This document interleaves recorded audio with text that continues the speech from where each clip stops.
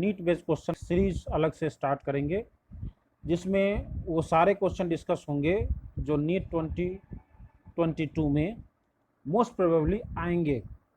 और आप इस सारे सीरीज़ को देखते रहिए, सारे क्वेश्चन का डिस्कशन आप कंटिन्यू करते रहिए।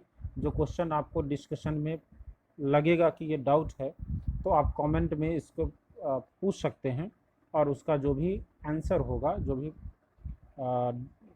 रिक्वायरमेंट होगी, उस रिक्वायरमेंट के हिसाब से आपको रिप्लाई की जाएगी। ओके, तो लेट अस स्टार्ट। जो डिस्कशन है वो हेडिंग है NEET based question NBQ। Okay, तो सबसे पहले हम लोग बायोटेक्नोलॉजी यूनिट 9 स्टार्ट करते हैं, और वहीं से धीरे धीरे हम लोग सारे यूनिट सारे चैप्टर कवर करेंगे।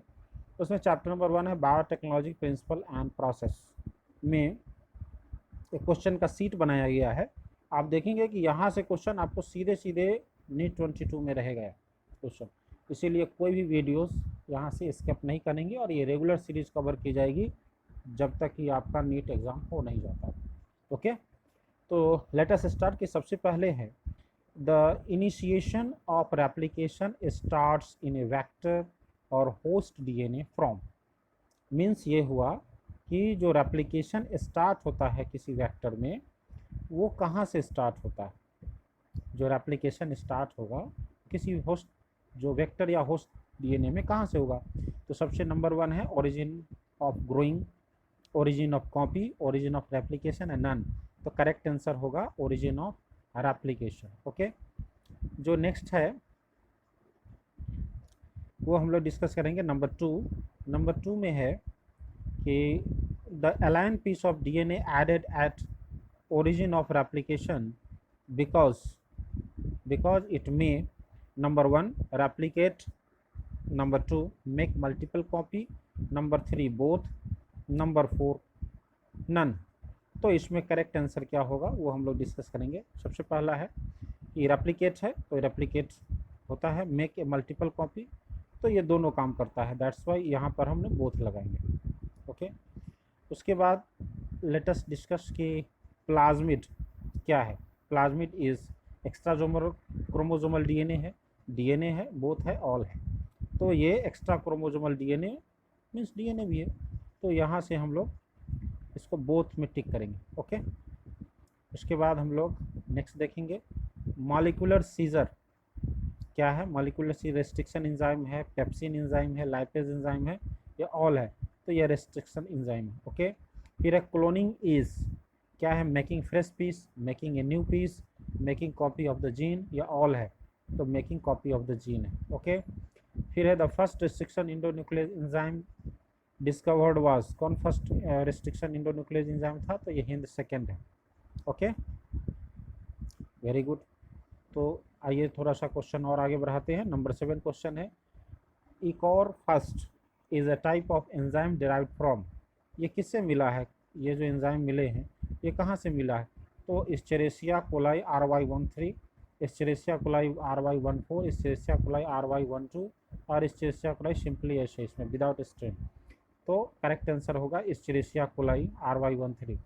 उसके बाद है endonuclease enzyme cut the DNA piece from palindromic site. From the side से काटेगा कि एट द मिडिल से काटेगा, या आइदर साइड से, या साइड से भी मिडिल से, दोनों तरीके से, या बोथ। ये सारे आंसर सही हैं। तो इसमें क्या होगा ना, फ्रॉम द साइड्स, ये साइड से कट करता है। ओके, 9 है which of the following is not a palindromic sequence. इसमें पैलिंड्रोमिक सीक्वेंस कौन नहीं है, जानते हैं ना पैलिंड्रोमिक सीक्वेंस क्या होता है, जिसमें right to left and left to right दोनों का जो सीक्वेंस होता है वो बिल्कुल सेम रहेगा, तो उसको कहते हैं पैलिंड्रोमिक सीक्वेंस। सपोज करिए 6 बेसिस का होगा एक्चुअली वो, तो अगर 6 बेसिस के जो रीडिंग जो सीक्वेंस है वो right to left and left to right will remain the same, then such type of sequence is known as palindromic sequence. तो इसमें देखने पर लगता है कि ये फर्स्ट भी है पैलिंड्रोमिक, सेकंड भी है, थर्ड भी है, तो इसमें से नन होगा, क्योंकि हम नॉट कर रहे हैं। हम क्वेश्चन है which of the following is not palindromic sequence, तो नन है, इसमें सारे पैलिंड्रोमिक है, इसीलिए इसका आंसर नन होगा। The 2 DNA piece are joint with the help of, 2 DNA piece को किसके द्वारा हम ऐड करते हैं, तो ये DNA लाइगेज के द्वारा होगा। ओके, उसके बाद है which of the following is a vector, इनमें से निम्नलिखित में से कौन सा वेक्टर है? Plasmid, bacteriophage and both. तो ये बैक्टीरियोफेज और प्लाज्मिड ये दोनों वेक्टर के फॉर्म में यूज होते हैं। In gel electrophoresis DNA molecules are release at where, तो ये एनोड पर होता है, बिकॉज डीएनए मॉलिक्यूल्स जो होते हैं वो निगेटिवली चार्ज होते हैं, that's why it releases at the anode. Okay, let us just discuss about the question number 3। यहाँ डीएनए मॉलिक्यूल आर पॉजिटिव होगा, निगेटिव होगा, न्यूट्रल होगा, तो ये जानते हैं निगेटिव होगा। द नंबर ऑफ कॉपीज पर सेल ऑफ बैक्टीरियोफेज 100 से 200 होगा, 15 से 100 होगा, बोथ होगा, नन होगा, तो ये 15 से 100 होगा। The cloning of DNA is done by cloning, colouring of DNA is done by किसके द्वारा होगा? तो ये इथीडियम ब्रोमाइड के द्वारा होता है। Okay, the right answer is ethidium bromide. Find correct match of the following Agrobacterium tumefaciens, क्या ये आरएनए से रिलेटेड है या ये आरएनए प्रोड्यूस करता है? रेट्रोवायरस टीडीएनए से रिलेटेड है या लिपिड कटिंग, लिपिड जो होता है इंड से कट करता है? तो ये कोई भी इसमें से रेलिवेंट मैचिंग नहीं है, that's why correct answer is none. Okay, rDNA is taken inside the cell through, rDNA cell के अंदर, होस्ट सेल के अंदर लिए जाते हैं किसके द्वारा? Heat gun, micro injection, heat shock, तो इसमें ऑल होगा, ये सारे मेथड से लिए जाएंगे। उसके बाद है question number 18, rDNA stands for, rDNA का मतलब क्या हुआ, इसका मीनिंग क्या हुआ? तो that is recombinant DNA. Okay, understand? तो चलिए लेटर डिस्कशन को हम लोग आगे बढ़ाते हैं। चैप्टर नंबर क्वेश्चन नंबर हो गया आपका 19, plant cell digest through the addition of following enzyme, plant cell को इस एंजाइम में से कौन से ऐड करने पर डाइजेस्ट हो सकता है? तो प्रोटीएज, सेलुलोज, पेप्सिनेज या नन? तो ये सेलुलोज एंजाइम से है ना, ये सेलुलोज एंजाइम के एडिशन से ये डाइजेस्ट होता है, क्योंकि जो सेलुलोज होता है वो उसके प्लांट सेल वॉल में प्रेजेंट होता है। RNA digested by, RNA is very simple, precipitation of DNA is due to addition of chilled ethanol से होगा। ओके, चिल्ड इथेनॉल जो ही हम एडिशन करते हैं वो स्पूल की तरह एक लगता है कि just bunch of DNA threads are appeared from the solution when the chilled ethanol is added. Histone is digested by enzyme, histone इसके द्वारा digested होता है, तो ये होगा protease, because histone is a protein that will be digested by some protease enzyme. उसके बाद tag polymerase, polymerizes, क्या polymerize करता है? न्यूक्लियोटाइड को polymerize करता है, तो करेक्ट आंसर है न्यूक्लियोटाइड। ओके, तो लेट अस जस्ट हम लोग इंक्रीज करते हैं ये फर्दर डिस्कशन को। 23 already been completed.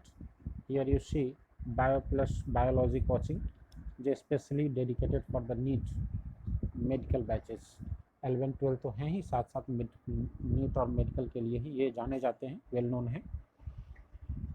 Okay, let us discuss about the 24 number, the Taq polymerase enzyme is derived from, कौन से बैक्टीरिया से ड्राइव होता है? Thermus aquaticus, Bacillus aquaticus, Saccharomyces cerevisiae, none?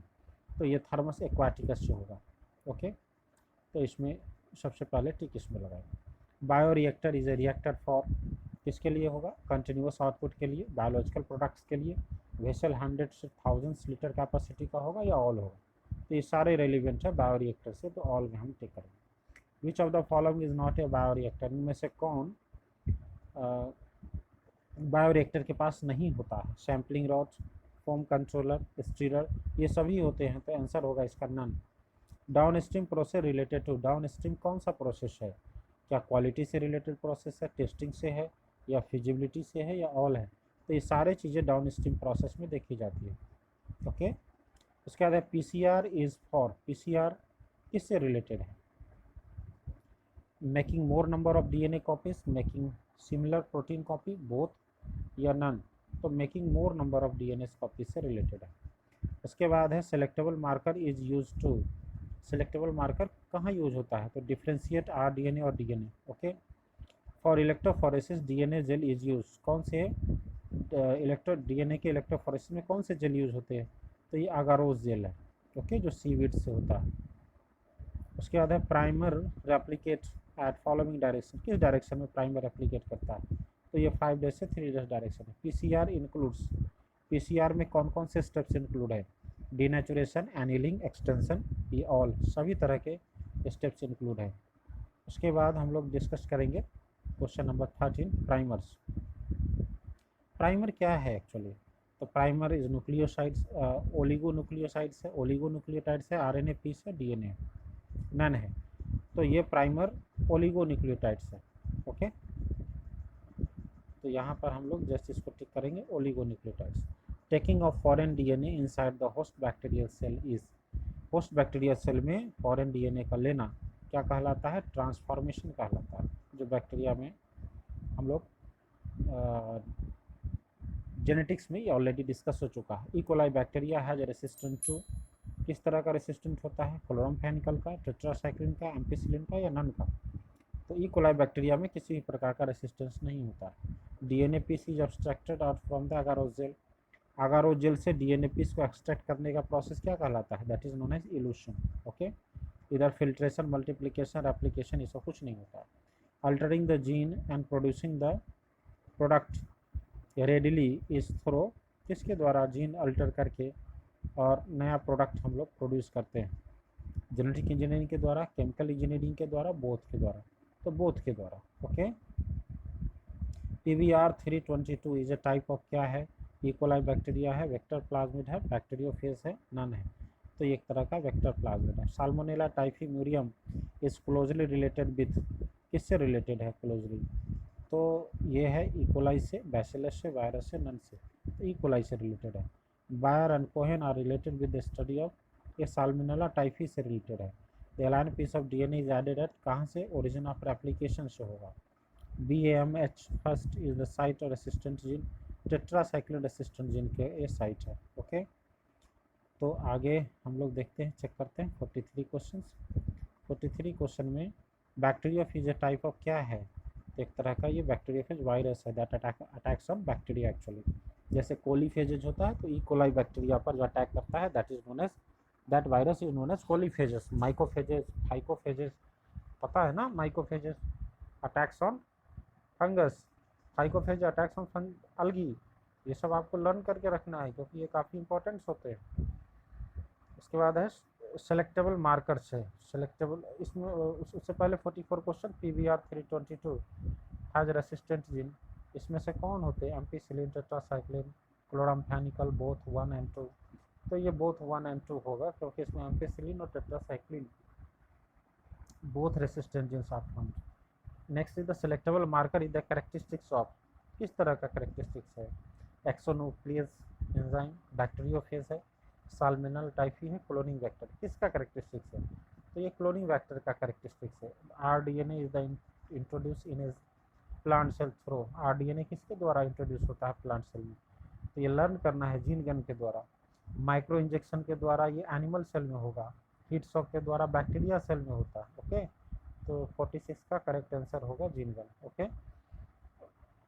उसके बाद हम लोग देखेंगे which producing tumours in plant cell में कौन ट्यूमर प्रोड्यूस करता है, तो इसमें ऑप्शन है साल्मोनेला टाइफीम्यूरियम, उसके बाद है एग्रोबैक्टीरियम ट्यूबिफेसियंस, स्ट्रेप्टोकोकस नन, तो ये एग्रोबैक्टीरियम ट्यूबिफेसियंस है। टाइप्लाज्म इज फाउंड, टाइप्लाज्म किससे मिलता है, साल्मोनेला टाइफी में, एग्रोबैक्टीरियम ट्यूबिफेसियंस में, स्ट्रेप्टोकोकस न्यूमोनी वगैरह वगैरह, तो ये एग्रोबैक्टीरियम ट्यूबिफेसियंस से मिलता है। Heat shock was given to host cell, उसमें कितना डिग्री टेम्परेचर रहता है हीट शॉक में, तो 42, 43, 50 और नन, तो ये 42 होता है। Beta galactosidase has selectable marker as, beta galactosidase में किस प्रकार का सेलेक्टेबल मार्कर होता है, तो क्रोमोजोनिक सब्सटेंसेस होते हैं जिसमें अगर RDNA इसका अगर रिकम्बिनेंट बनाते हैं तो ये इंसर्शनल इनएक्टिवेशन के द्वारा क्रोमोजोमिक जो सब्सटेंसेस है वो कलर इम्पार्टिंग कैपेसिटी लॉस कर जाता है, ओके। तो these are the 50 questions of related with biotechnology.